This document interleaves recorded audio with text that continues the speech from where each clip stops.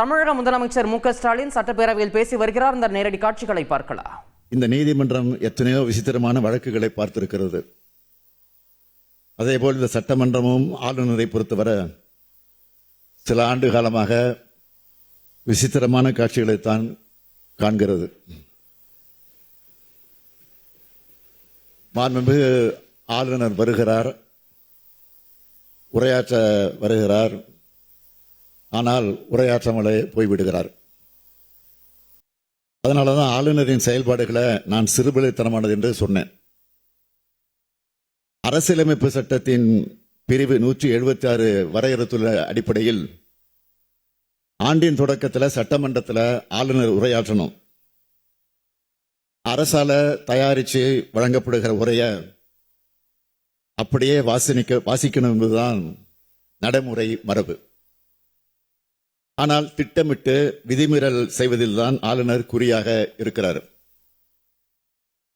2021ஆம் ஆண்டு இப்போது இருக்கும் ஆளுநர் புதிய ஆளுநராக நியமிக்கப்பட்டார்.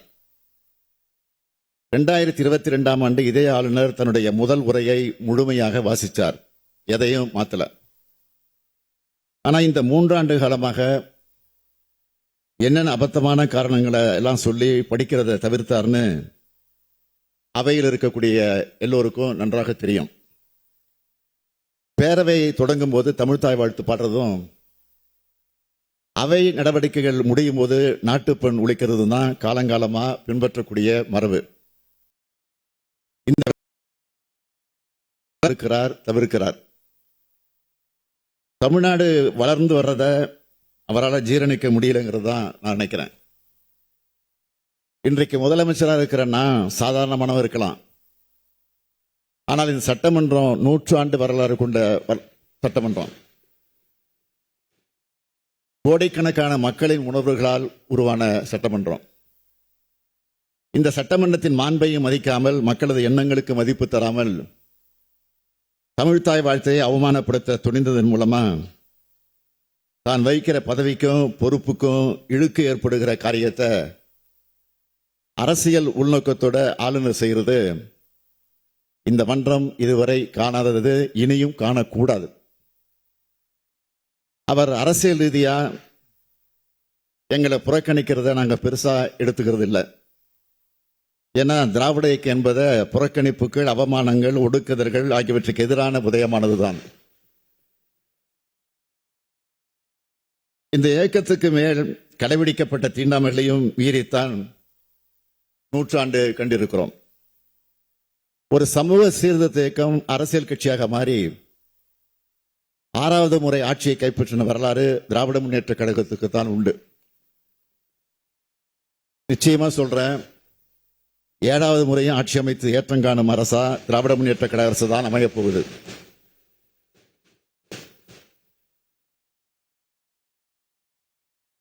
அதன் அடித்தளமான இந்த 6வது ஆட்சி அமைந்த போது இது விடியல் ஆட்சியாக அமையும்னு சொன்னோம்.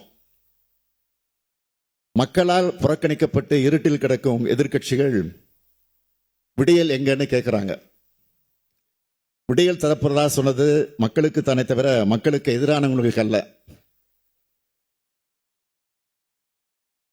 விடியலை பார்த்தா அவங்களுக்கு கண் கூசத்தான் செய்யும். மாண்புமிகு பேரவை தலைவர் அவர்களே, விடியலின் அடையாளமா எது தெரியுமா? நான் போற இடமெல்லாம் கூடுகிற மக்களோட முகங்களை தெரிகிற மகிழ்ச்சி தான் விடியலின் அடையாளம். மாதந்தோறும் 1,14,00,000 சகோதரிகள் 1000 ரூபாய் உரிமை தொகை பெறுகிறார்களே, அப்போ அவங்க முகங்களை பாருங்க, அதுல தெரியும் அந்த மகிழ்ச்சி தான் விடியலாட்சி. தாய் வீட்டு சீர் மாதிரி எங்க அண்ணன் ஸ்டாலின் தர்ற மாதாந்திர சீர்னு என்னரும் தமிழ் சகோதரிகள் மணமகிழ சொல்றாங்களே, அதுதான் விடியலின் ஆட்சி.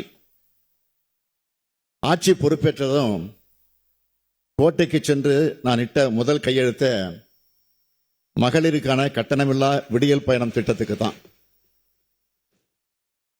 இந்த விடியல் பயணமானது மகளிரின் சேமிப்பை அதிகரிச்சிருக்கு. மாதந்தோறும் 600 முதல் 1200 ரூபாய் வரை அவங்களுக்கு மிச்சமாகுது. அதை சேமிக்க முடியுதுன்னு சொல்றாங்க. சமூகத்தில் மகளிரின் பங்களிப்பை இது அதிகரிச்சிருக்கு. அந்த பஸ்ஸுக்கு ஸ்டாலின் பஸ்ஸுன்னே பேர் வச்சுட்டாங்க. இதுதான் விடியல் ஆட்சி.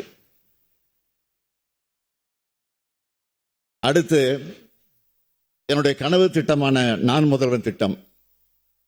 எத்தனையோ தொழில்களை தொடங்குறீங்க. அதில் பணியாற்ற திறமசாலிகளா தமிழ்நாட்டு இளைஞர்களை உருவாக்கி தாங்கன்னு சொன்னதை வச்சுதான் இந்த திட்டத்தை உருவாக்கினேன். இந்த திட்டத்தில் இதுவரைக்கும் 22,56,000 மாணவர்களுக்கு பயிற்சி தரப்பட்டிருக்கு. பயிற்சி பெற்ற பல லட்சம் மாணவர்களுக்கு உடனடியாக வேலை கிடைச்சிருக்கு. தமிழ்நாட்டு இளைஞர்கள் எல்லோரையும் ஒவ்வொரு துறையில இந்த திட்டம் முதல்வனா ஆக்கி வருது. இதுதான் விடியல் ஆட்சி.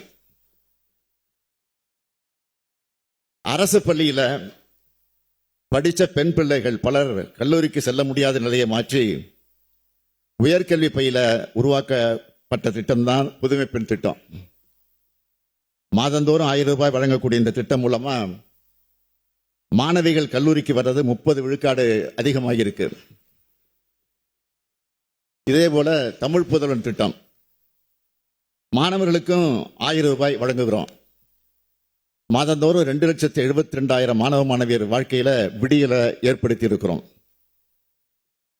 அரசு பள்ளியில படிச்சவங்களுக்கு மட்டும் இல்ல, அரசு உதவி பெறக்கூடிய பள்ளியில படிச்சவங்களுக்கும் புதுமை பெண் திட்டத்தை விரிவுபடுத்தி இருக்கிறோம்.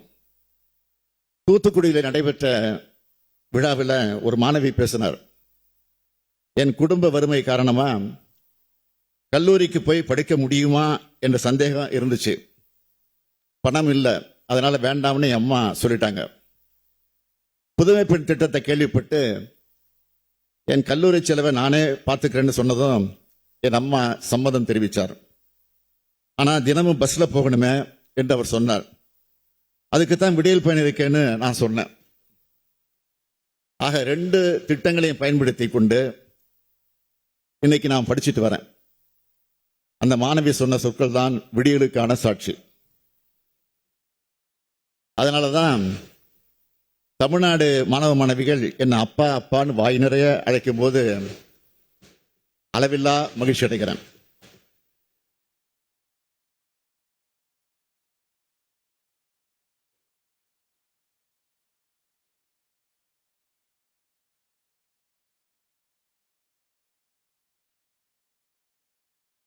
ஏன்னா இந்த பாச உணர்வு தான் முக்கியம்.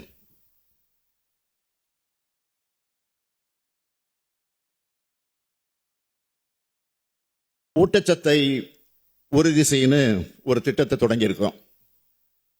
போதிய சத்து இல்லாம பிறக்கிற குழந்தைகளுக்கு இந்த திட்டம் மூலமா தீவிர ஊட்டச்சத்து உணவு வகைகள் வழங்கப்பட்டுச்சு. அதுல தீவிர ஊட்டச்சத்து குறைபாடு உள்ளவங்களா கண்டறியப்பட்டு குழந்தைகளை 77.3 விழுக்காடு குழந்தைகள் இயல்பு நிலைக்கு திரும்பி இருக்காங்க. ஊட்டச்சத்து குறைபாடு உள்ள 6 மாசத்துக்குட்பட்ட 76,705 பச்சிளம் குழந்தைகள் கண்டறியப்பட்டு அவங்களோட பாலூட்டும் தாய்மார்களுக்கு ஊட்டச்சத்து பெட்டகங்கள் அவங்க வீட்டுக்கே சென்று வழங்கப்பட்டுச்சு. இதனால்தான் குழந்தைகள் ஆரோக்கியமா வளர்ந்திருக்கிறாங்க. அதுல பயனடைந்த தாய் சொன்னார், என் குழந்தை பிறக்கும் போது மிக மிக குறைவான எடையோடு தான் பிறந்துச்சு. என்ன செய்ய போறோம்னு நினைச்சேன். அதை வளர்க்கிற அளவுக்கு எங்கிட்ட பண வசதி இல்லை. முதலமைச்சரின் ஊட்டச்சத்தை உறுதி செய்த திட்டத்தால நிறைய பொருட்கள் கிடைச்சது. அது மூலமா நல்ல ஆரோக்கியத்தோட இப்போ என் குழந்தை வளர்ந்துருக்குன்னு சொன்னார். அந்த தாயின் கனிவான வார்த்தைகள்ல விடியல் தெரியுது. பள்ளி குழந்தைகளுக்கு காலை உணவு திட்டத்தை உருவாக்கி இருக்கிறோம். தினந்தோறும் காலையில 17,53,000 மாணவ மாணவியர் வயிறார காலை உணவு சாப்பிடுறாங்க. அந்த திட்டத்தை தொடங்கும் போது காலை உணவு சாப்பிட்ட பிள்ளைங்க முகங்கள்ல வெளிப்பட்ட மகிழ்ச்சியை பார்க்கும்போது எனக்கு ஏற்பட்ட மகிழ்ச்சிக்கு அளவே இல்லை. இந்த திட்டத்தை பத்தி மதுரை மாணவி ஹரிணி சொல்லியிருந்த அந்த காட்சியை நான் வீடியோவில் பார்த்தேன். நான் தினமும் காலையில் சாப்பிட மாட்டேன். ஆட்டோ வந்ததும் ஓடி வந்து ஏறிடுவேன். சாப்பிடாம வந்ததால ஸ்கூலுக்கு வந்ததும் தண்ணி குடிச்சிடுவேன். ஆனால் இப்போ கிச்சடி பொங்கல் கொடுக்கறதுனால தெம்பா படிக்கிறேன். அப்படின்னு சொன்னதை கேட்டப்போ நான் முதலமைச்சரா பொறுப்பேற்றதற்காக மிக மிகவும் பெருமையும் மகிழ்ச்சி அடைகிறேன். இவைதான் விடியல் சாட்சியங்கள். இப்படி நான் சொல்லிக்கிட்டே போகலாம். இப்படி ஒவ்வொரு திட்டத்தையும் சொல்ல தொடங்கினா எதிர்க்கட்சிகள் கொஞ்சம் அதிகமான வேதனை அடைவாங்க என்பதால கொஞ்சம் குறைச்சிக்கிறேன். தமிழ்நாட்டு மக்கள் ஒவ்வொருவரும் நேரடியா பலனடைய வகையிலான திட்டங்களை தீட்டும் ஆட்சிதான் உதயசூரியன் ஆட்சி. இந்த ஆட்சி உருவானப்போ இதை திராவிட மாடல் ஆட்சின்னு நான் சொன்னேன். திராவிட மாடல் சொன்னாலே சிலருக்கு வயிறு எரியுது. அரண்டவன் கண்ணுக்கு ரெண்டதெல்லாம் பேய்னு சொல்ற மாதிரி திராவிடம் என்ற சொல்லை பார்த்து சிலர் பயப்படுறாங்க. திராவிட மாடல் என்றால் சுயமரியாதை, சமநீதி, சமத்துவம், சகோதரத்துவம், ரத்த பேதம் இல்ல, பால் பேதம் இல்ல, விளிம்பு நிலை மக்கள் நலன், தாழ்த்தப்பட்டோருக்கு அதிகாரத்தில் பங்கு, மதச்சார்பின்மை, தொழில் வளர்ச்சி, தொழில் முன்னேற்றம், கூட்டாட்சி கருத்தியல், அதிக அதிகாரம் கொண்ட மாநிலங்கள், தமிழுக்கு உரிய இடம், அனைத்து தேசிய இனங்களுக்கும் சம உரிமை, சமூக குறியீடுகளும் அனைத்திலும் முதன்மை. இவைதான் திராவிட மாடல் அரசுடைய உள்ளடக்கம். அனைத்து துறை வளர்ச்சி, அனைத்து மக்கள் வளர்ச்சி, அனைத்து மாவட்ட வளர்ச்சி, அனைத்து சமூக வளர்ச்சின்னு அனைத்தையும் உள்ளடக்கின முழுமையான வளர்ச்சியை சொல்றோம். இதைத்தான் எல்லோருக்கும் எல்லாரும் சொல்றோம். திராவிட கருத்தியல் கொள்கையால தான் தமிழ்நாடு இன்று வளர்ந்த மாநிலமாக இருக்கு. தமிழ்நாடு இந்திய நாட்டினுடைய 2வது வளர்ந்த பொருளாதார மாநிலமாக இருக்கு. தேசிய மொத்த உள்நாட்டு உற்பத்தியில 5.4 விழுக்காடா இருந்த தமிழ்நாட்டின் பங்கு கடந்த 4 ஆண்டுகளில் 9.21 விழுக்காடா உயர்ந்திருக்கு.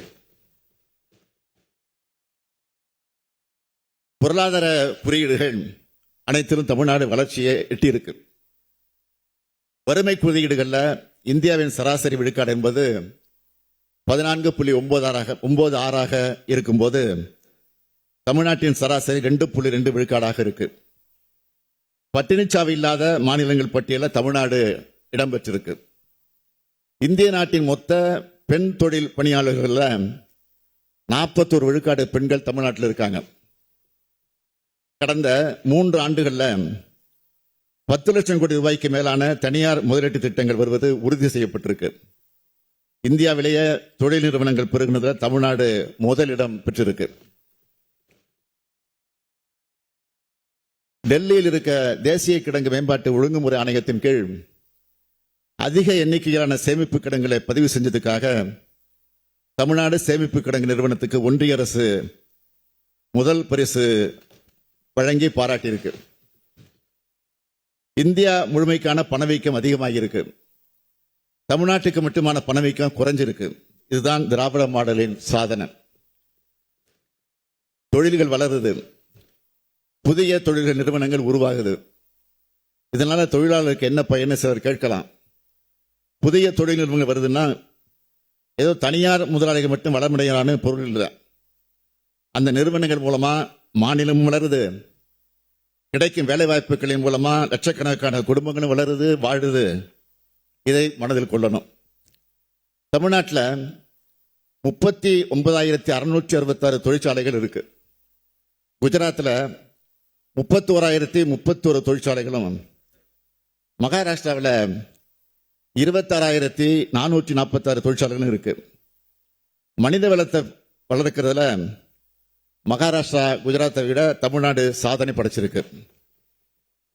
அது மட்டுமல்ல, தமிழ்நாட்டில் 39,699 சிறு குறு தொழில்கள் இருக்கு. இதுவும் 4,81,807 தொழிலாளர்களுக்கு வேலை வாய்ப்புகள் உறுதி செய்யப்பட்டிருக்கு.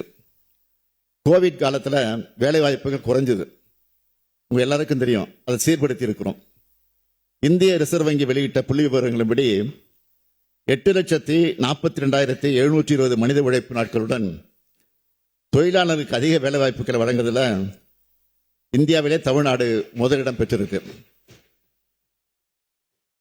அடுத்து, போராட்டம் நடத்துகிற உரிமை இல்லைன்னு சில தவறான வாதங்களை வைக்கிறாங்க.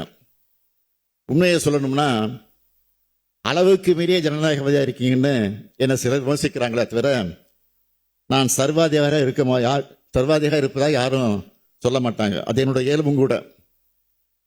எதிர்க்கட்சிகள் மட்டும் இல்ல, கூட்டணி கட்சிகளும் போராட்டம் நடத்தலாம்னு சொல்றவன் நான்.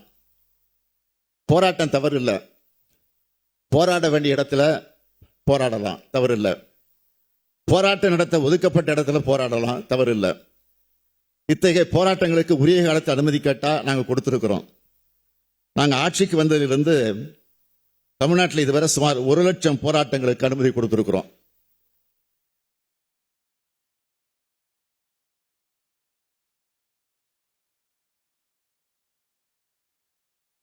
சட்டம் ஒழுங்கை பற்றி சிலர் இங்கே குறிப்பிட்டாங்க. என் தலைமையிலான அரசுல காவல்துறை சுதந்திரமாக செயல்படுகிறது.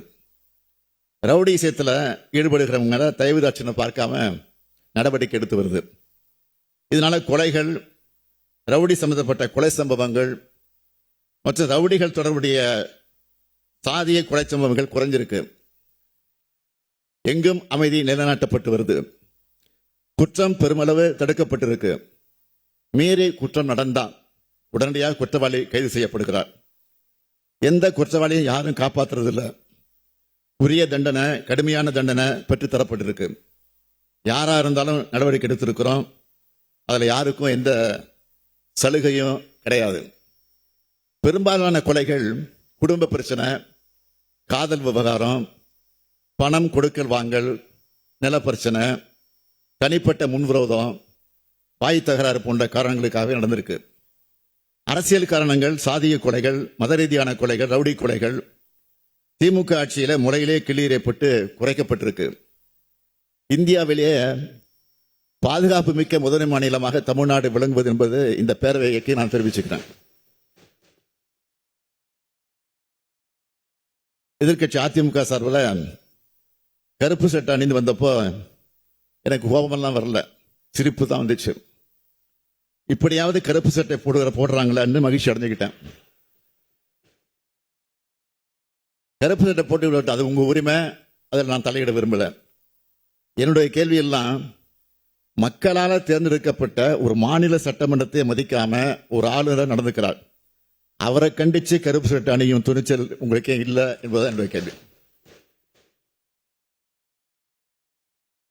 இயற்கை பேரிடரால பாதிக்கப்பட்ட மக்களுக்கு நிவாரண நிதியை கூட தர மறுத்து இரக்கமில்லாமல் நடந்துக்கிற ஒரு ஒன்றிய அரசை கண்டிச்சு நீங்க கருப்பு சட்டை அணிந்திருந்தா அவங்களை வாழ்த்தி இருப்பேன், மகிழ்ச்சி அடைந்திருப்பேன்.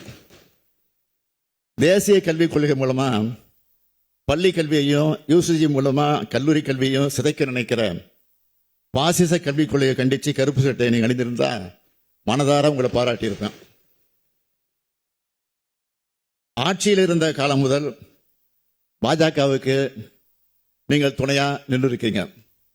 இருட்டு அரசியல் நடத்துறவங்களுக்கு கருப்பு சட்டை அணிய எந்த தார்மீக உரிமையும் இல்லை என்பதை நான் இந்த நேரத்தை தெரிவிச்சுக்க விரும்புகிறேன். மாண்புமிகு பேரவைத் தலைவர் அவர்களே, எங்களை பொறுத்த வரைக்கும் தேர்தலுக்கு முன்ன கொடுத்த வாக்குறுதிகளை பெரும்பாலானதை நாங்கள் நிறைவேற்றிட்டோம். தேர்தலின் போது சொல்லாத பல திட்டங்களையும் செயல்படுத்தி காட்டியிருக்கிறோம். இன்னும் சில பாக்கி இருக்கு. மாண்புமிகு உறுப்பினர்கள் அதை வெளிப்படையாக சொல்றதை நான் உங்க முகத்தின் மூலமாக நான் பார்க்கிறேன். இந்த 3 ஆண்டு காலத்தில் சுமார் 12,000 கோப்புகள்ல நான் கையெழுத்து போட்டிருக்கிறேன். இத்தனை கோப்புகளை கையெழுத்திட்ட நான் இன்னும் சில கோப்புகள்ல வேணும்னே கையெழுத்து போடாம இருப்பேனா? தலைவர் கலைஞர் அவர்கள் தன் பெயரை வச்சு ஒரு முறை சொன்னார், அரசுக்கு கருணை இருக்கு ஆனால் நிதி இல்லைன்னு சொன்னார். அதே நிலையில்தான் நாமளும் இருக்கிறோம். மாண்புமிகு பேரவைத் தலைவர் அவர்களே, நான் முன்பு சொன்ன பல்வேறு திட்டங்களையும் மிக மிக நெருக்கடியான சூழல் தான் நிறைவேற்றிட்டு இருக்கிறோம் என்பது மனசாட்சியுள்ள மாமன்ற உறுப்பினர்களுக்கு நன்றாக தெரியும். ஒரு பக்கம் 2011 முதல் 2021 வரையிலான 10 ஆண்டு கால பாதாளத்திலிருந்து தமிழ்நாட்டை மீட்டெடுத்திருக்கிறோம். இன்னொரு பக்கம் ஒன்றிய அரசானது தமிழ்நாடு அரசை தொடர்ந்து புறக்கணித்தும் வஞ்சித்தும் வருது. தமிழ்நாடு அரசு செயல்படுத்தி வரக்கூடிய பல்வேறு திட்டங்களுக்கு ஒன்றிய அரசானது மாநில அரசோட கொள்கைகளுக்கு எதிரான நிபந்தனைகளை விதிச்சு அரசு திட்டங்களை செயல்படுத்துறதுல சிரமங்களை உண்டாக்குறது மட்டும் இல்லாம அந்த திட்டங்களை முடங்குகிற சூழ்நிலையும் உருவாக்கி வச்சிருக்கு. ஒருங்கிணைந்த கல்வி இயக்கத்தின் கீழ் ஒன்றிய அரசிடமிருந்து வர வேண்டிய 2152 கோடி ரூபாயை இன்னும் நிலுவையில் இருக்கு. ஆசிரியர்களுக்கு வழங்க வேண்டிய சம்பளங்கள் கல்வி உரிமை சட்டத்தின் கீழ் கல்வி நிறுவனங்களுக்கு மீள வழங்க வேண்டிய பொறுப்பு, பள்ளிகளின் பராமரிப்பு மற்றும் ஆசிரியர்களுக்கான பயிற்சி திட்டங்களை செயல்படுத்துதல் ஆகியவற்றுக்கு இந்த திட்டத்தின் கீழ் பெறக்கூடிய நிதியானது மிக முக்கியமானது. எத்தனையோ தடவை நாம் நினைவூட்டி கேட்டிருக்கிறோம். இதுவரை மானிய உதவித்தொகை விடுவிக்கல. இதன் விளைவா இந்த செலவினங்களை மாநில அரசு தனது சொந்த வருவாயிலிருந்து மேற்கொண்டு வருது. தேசிய உயர்கல்வி இயக்கத்தின் கீழ் செயல்படுத்தப்படுகிற திட்டங்களையும் தேசிய கல்விக் கொள்கையை ஒன்றிய அரசு திணிக்கிறதுனால இந்த திட்டங்களும் இப்ப முடங்குற நிலை ஏற்பட்டிருக்கு. பெஞ்சல் புயல் ஏற்படுத்தியுள்ள பேரிடர்களை குறிப்பிட்டு தற்காலிக மற்றும் நிரந்தர நிவாரணம் மற்றும் மீட்பு பணிகளுக்கு 6675 கோடி ரூபாய் தேவைப்படும் மதிப்பீடுகள் செய்யப்பட்டு நிதி விடுவிப்பு கோரிக்கை ஒன்றிய அரசுக்கு அனுப்பினோம். ஆனால் இதுவரை எந்த ஒரு நிதியும் ஒன்றிய அரசு விடுவிக்கல. கடந்த நிதியாண்டில் மிக்ஜாம் புயல் தாக்குச்சு. தமிழ்நாட்டின் தென் மாவட்டங்களில் அதிக கனமழை ஏற்பட்டுச்சு. இந்த 2 பேரிடர்கள் தாக்கின பிறகும் மிக சொற்பமான 276 கோடி ரூபாயை, அதுவும் 4 மாத தாமதத்திற்கு பிறகு ஒன்றிய அரசு அனுமதிச்சது. இது மாநில அரசு கோரின 37,906 கோடி ரூபாயில ஒரு விழுக்காடு கூட இல்லை.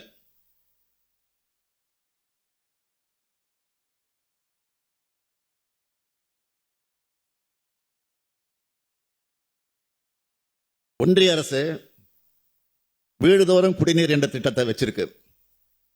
இந்த திட்டத்தின் கீழ் வழங்க வேண்டிய 4142 கோடி ரூபாயில 732 கோடி ரூபாயை மட்டும்தான் வழங்கியிருக்காங்க.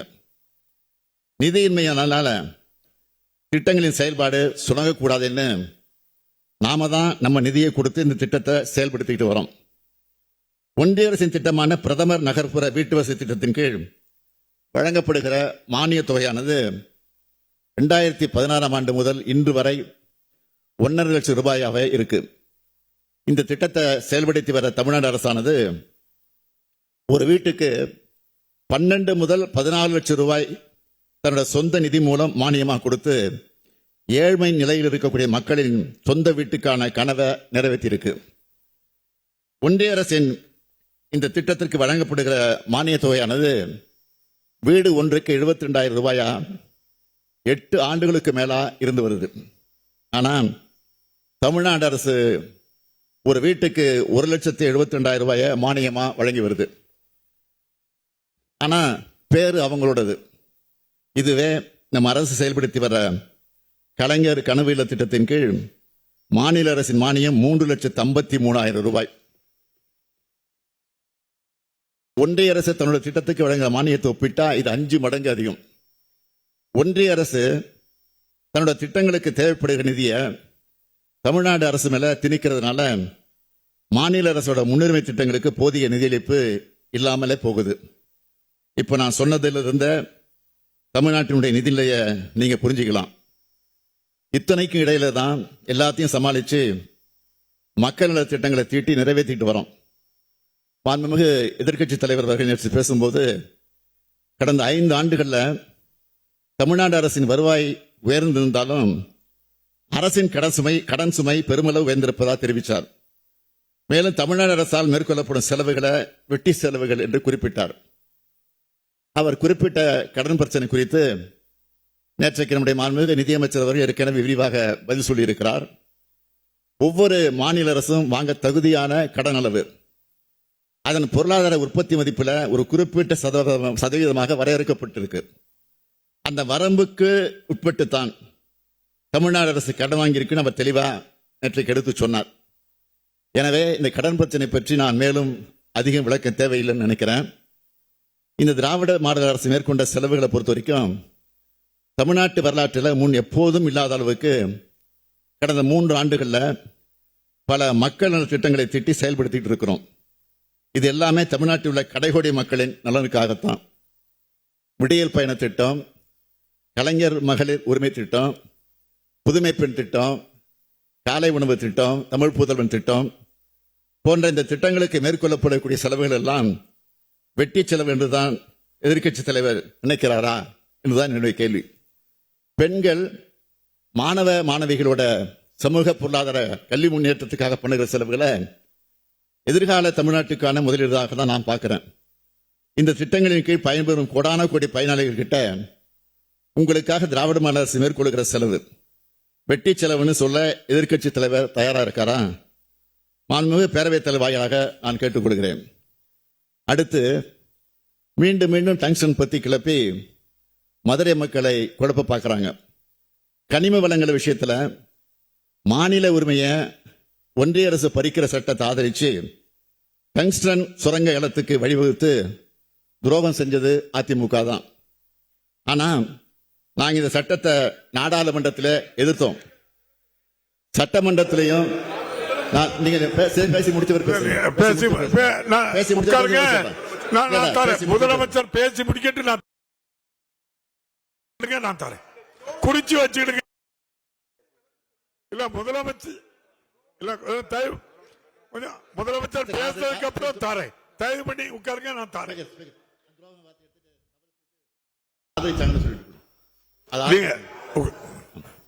அப்படி மாத்திருது. சட்டமன்றத்திலையும் நான் அந்த விளக்க சரியான விளக்கம் இல்லைங்க. உட்காருங்க உட்காருங்க. இல்ல நீங்க முடியட்டு நேரத்துக்கே நான் பதிவு பண்ணிட்டது. உட்காருங்க. பதிவாயிடுச்சு. நீங்க கொஞ்சம் தயவு பண்ணி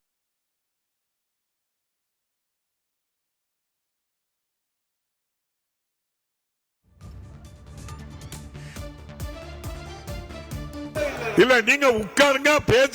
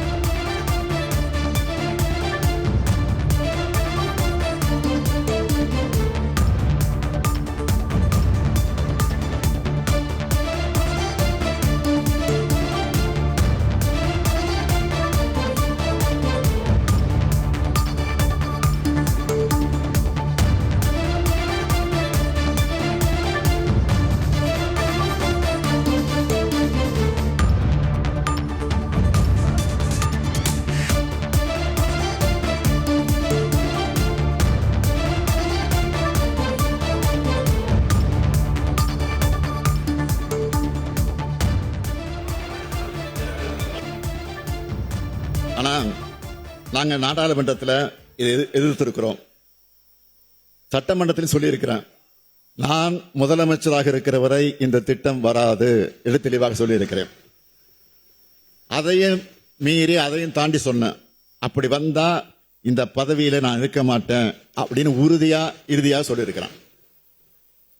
இதற்கு பிறகு மக்களை குழப்பி அதுல குளிர் காய வேண்டாம் என்று குளிர் காய்ந்து கொண்டிருக்கிறவர்களுக்கு மட்டும் இதை சொல்லலாம்.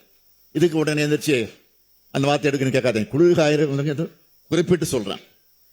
ஒன்றிய அரசு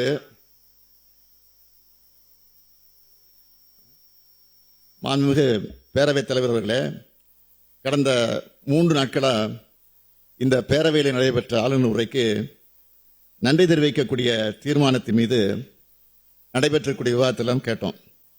அதில் மாண்புமிகு உறுப்பினர்கள் பல்வேறு கருத்துக்களை எல்லாம் எடுத்து சொல்லியிருக்கிறீங்க. கோரிக்கைகளையும் முன் வச்சு பேசியிருக்கிறீங்க. அதில் குறிப்பா திருச்செங்கோடு சட்டமன்ற உறுப்பினர் திரு ஈஸ்வரன் அவர்கள் பேசும்போது திருச்செங்கோடு நகர கூட்டு குடிநீர் திட்டத்தினுடைய அடிப்படையில் குடிநீர் குழாய்கள் மிகவும் பழுதடைந்திருக்கிறதாகவும் அதை மாற்றி தரணும் அப்படின்னு ஒரு கோரிக்கை வச்சார். மாண்புமிகு உறுப்பினருடைய கோரிக்கை ஏற்று முறையான ஆய்வுக்கு பிறகு இந்த பணி விரைவில் மேற்கொள்ளப்படும்.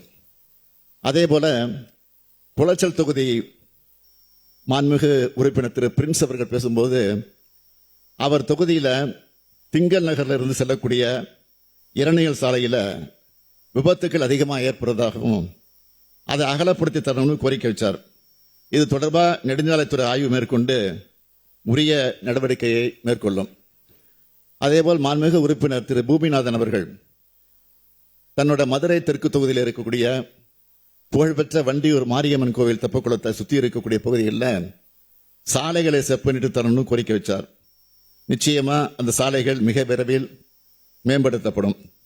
அடுத்து பண்ருட்டி தொகுதி உறுப்பினர் மாண்புமிகு திரு வேல்முருகன் அவர்கள் தன்னுடைய தொகுதியை சார்ந்த பல்வேறு கோரிக்கைகளை முன்வச்சு கொஞ்சம் வேகமா அழுத்தமா சத்தமா பேசினார். குறிப்பா புதிய தடுப்பணைகள் கட்டித்தரணும்னு குறிப்பிட்டார். திரு வேல்முருகன் அவர்களது கோரிக்கை விரைவில் பரிசீலிக்கப்பட்டு பணிகள் மேற்கொள்ளப்படும். அது மட்டும் இல்ல, பண்ருட்டி தொகுதியில் சுமார் 16 கோடி ரூபாய் மதிப்பீட்டில் சாலை பணிகளும் மேற்கொள்ளப்பட இருக்கு. அடுத்தபடியா திருவெரும்பூர் சட்டமன்ற உறுப்பினர் திரு செல்வ பெருந்தகை அவர்கள் மாங்காடு பேருந்து நிலைய பணிகளுக்கு அடிக்கல் நாட்டப்படுதுன்னு தெரிவித்தார். இது தொடர்பாக நிலப்பிரச்சனை இருக்கு, அது விரைவில் சரி செய்யப்பட்டு அடிக்கல் நாட்டப்படும். காட்டுமன்னார் கோயில் சட்டமன்ற உறுப்பினர் மாண்புமிகு சிந்தனை செல்வன் அவர்கள் பேசும்போது தன்னுடைய தொகுதியில திருமுட்டம் பகுதியில ஒரு சிறு விளையாட்டு அரங்கம் அமைக்கணும்னு கோரிக்கை வச்சார். அந்த பணி மேற்கொள்ளப்படும். அடுத்து நன்னிலம் சட்டமன்ற உறுப்பினர் மாண்புமிகு திரு காமராஜ் அவர்கள் நன்னிலம் மற்றும் குடவாசல் பேரூராட்சிகள் இருக்கக்கூடிய விளையாட்டு மைதானங்களை செம்மைப்படுத்தணும்னு கேட்டிருக்கிறாரு. அது செய்து தரப்படும் என்பதையும் தங்கள் வாயிலாக தெரிவிச்சுக்கிறேன். மாண்புமிகு பேரவைத் தலைவர் அவர்களே, மேலும் என் பதிலுரை வாயிலாக முக்கியமான சில அறிவிப்புகளையும் நான் வெளியிட விரும்புகிறேன். பெண்களுக்கு எதிரான பாலியல் குற்ற வழக்குகளை விசாரிக்க மதுரை, திருநெல்வேலி, கோயம்புத்தூர், சேலம், திருச்சி, சென்னை மற்றும் சென்னையின் சுற்றுப்புற பகுதிகளில் 7 தனி சிறப்பு நீதிமன்றங்கள் புதுசாக அமைக்கப்படும்.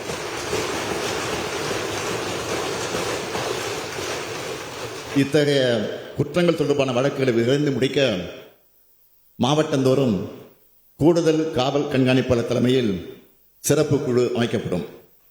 பாலியல் குற்றங்களில் தண்டனை பெற்று சிறையில் இருக்கிற கைதிகளுக்கு முன்விடுதலை கிடைக்காத வகையில் தமிழ்நாடு சிறைத்துறை விதிகள் திருத்தம் செய்யப்படும். 2வது அறிவிப்பு, மாநிலத்தின் நகர்ப்புற உள்ளாட்சி அமைப்புகளை ஒட்டி இருக்கக்கூடிய கிராமங்களும் மிக விரைவாக வளர்ச்சி அடைந்து வரக்கூடிய காரணத்தினால பல்வேறு மாநகராட்சிகள், நகராட்சிகள், பேரூராட்சி அமைப்புகளின் சாலைகள் விரிவாக்கம் செய்யப்பட உள்ளன. புதிய மாநகராட்சிகள், நகராட்சிகள் உதயமாகி இருக்கின்றன. இந்த நகரங்களில் வாழும் மக்களின் அடிப்படை தேவைகளை நிறைவு செய்யக்கூடிய வகையில் இந்த அரசு பல்வேறு முயற்சிகளை எடுத்து வருகிறது. அதன் ஒரு பகுதியாக தமிழ்நாட்டில் உள்ள சென்னை, மதுரை, கோவை உள்ளிட்ட பல்வேறு மாநகராட்சிகள் மற்றும் நகராட்சிகள் பேரூராட்சிகளின் புதிய சாலைகள் அமைத்திடவும், பழுதடைந்த சாலைகளை சீரமைத்து புதுப்பித்திடவும், குடிநீர் மற்றும் பாதாள சாக்கடைகளால் சேதப்படுத்தப்பட்டுள்ள சாலைகளை சீரமைத்திடவும் வரும் ஆண்டுகளில் 3750 கோடி ரூபாய் மதிப்பீட்டில் நகர்ப்புற சாலை பணிகள் மேற்கொள்ளப்படும் என்பதை மகிழ்ச்சியோடு இந்த மாமன்றத்திற்கு அறிவிக்கிறேன். 3வது அறிவிப்பு, பல்வேறு கோரிக்கைகளை ஏற்று மக்களுக்கான போக்குவரத்து வசதியை மேம்படுத்த வரும் ஆண்டில் 3000 புதிய பேருந்துகள் கொள்முதல் செய்யப்பட்டு பயன்பாட்டுக்கு விரைந்து கொண்டு வரப்படும். 4வது அறிவிப்பு, இந்த அரசு பதவியேற்ற பின் ஏழை எளிய பட்டியலின மக்களுக்கு 2,67,637 மனைகள் வரன்முறைப்படுத்தி பட்டா வழங்கப்பட்டிருக்கு. அடுத்த 2 ஆண்டுகளில் அவர்களின் தேவைகளை பூர்த்தி செய்யக்கூடிய விதமாக கையகப்படுத்தப்பட்ட நிலத்தினை சீர் செய்தும், புதிதாக நிலங்களை கையகப்படுத்தியும் 1 லட்சம் வீட்டுமனை பட்டாக்கள் அவர்களுக்கு வழங்கப்படும்.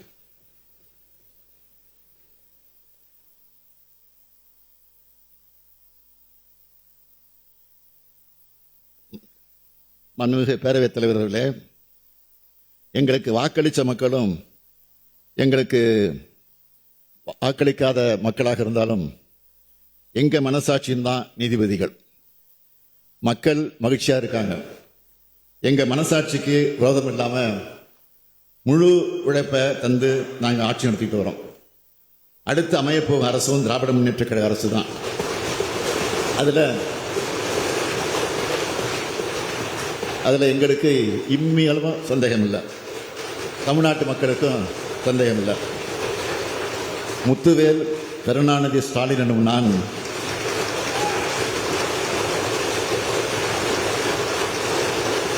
தமிழ்நாட்டை முத்துவேல் கருணாநிதி ஸ்டாலின் என்னும் நான் தமிழ்நாட்டை மேம்படுத்தும் தொண்டை மேல் போட்டுக்கொண்டு அதே பணியாக இருப்பவன். இதை தவிர எனக்கு வேறு பணிகள் இல்லை. என்னுடைய சிந்தனையும் செயலும் தமிழ்நாடு தான். தமிழையும் தமிழர்களையும் தமிழ்நாட்டையும் சுத்தி வருது. நான் பிறந்தப்போ ஸ்டாலின்னு பேசிவிட்டன தலைவர் கலைஞர், வளர்ந்தப்போ உழைப்புன்னு பேசிவிட்டனர்.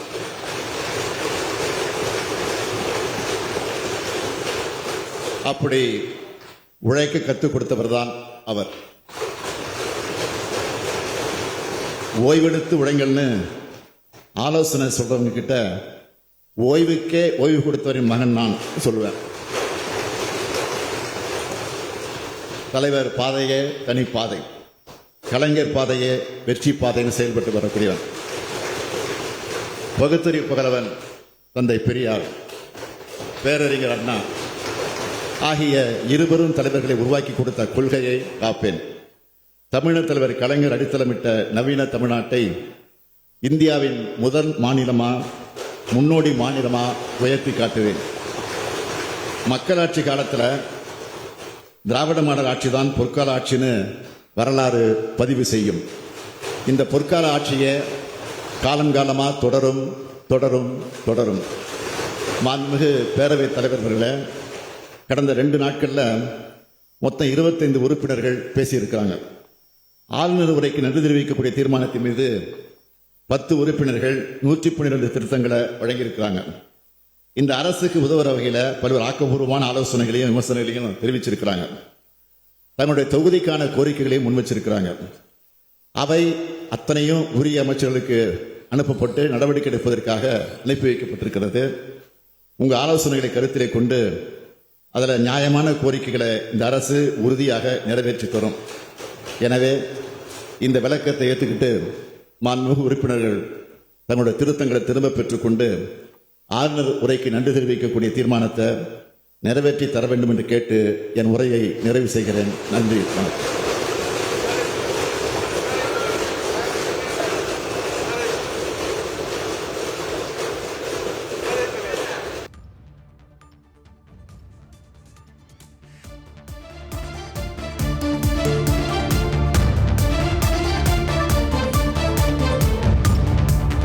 முன்மொழிந்த திருத்தங்கள் அனைத்தும் பேரவையின் அனுமதியுடன் திரும்ப பெறப்படுகின்றன. தமிழ்நாடு அரசால் ஆளுநர் அவர்களுக்கு வழக்கமா நீங்க கேட்டு அதை நீக்கியாச்சு. வழக்கமான வழிமுறைகளை பின்பற்றி அனுப்பி வைக்கப்பட்டு அச்சிடப்பட்டு அவையின் உறுப்பினர்களுக்கு வழங்கப்பட்ட ஆளுநர் உரையை படிக்காமல் மாண்புமிகு ஆளுநர் அவர்கள் சென்றமைக்கு இப்பேரவை தனது வருத்தத்தை பதிவு செய்கிறது. 2025ஆம் ஆண்டு ஜனவரி திங்கள் 6ஆம் நாளன்று பேரவையில் பதிவு செய்யப்பட்ட மாண்புமிகு ஆளுநர் அவர்களின் பேருரைக்கு இப்பேரவை உறுப்பினர்கள் நன்றியுள்ளவர்கள் ஆவார்கள் என்று மாண்புமிகு உறுப்பினர் திரு நா. ராமகிருஷ்ணன் அவர்களால் 8/1/25ஆம் ஆண்டு 5ஆம் நாளன்று முன்மொழியப்பட்ட தீர்மானம் பேரவையின் முடிவுக்கு விடப்படுகிறது. ஏற்போர் ஆமென்க, மறுப்போர் இல்லை என்க. ஏற்போரே அதிகம் என்று கருதுகிறேன். ஏற்போரே அதிகம். தீர்மானம் நிறைவேறியது. அரசினர் தீர்மானம் பேரவை விதிகள் 30, 130 மற்றும் 132 ஆகியவற்றை தளர்த்தல். மாண்புமிகு பேரவை முன்னவர் அவர்கள் சட்டமன்ற பேரவை விதிகள்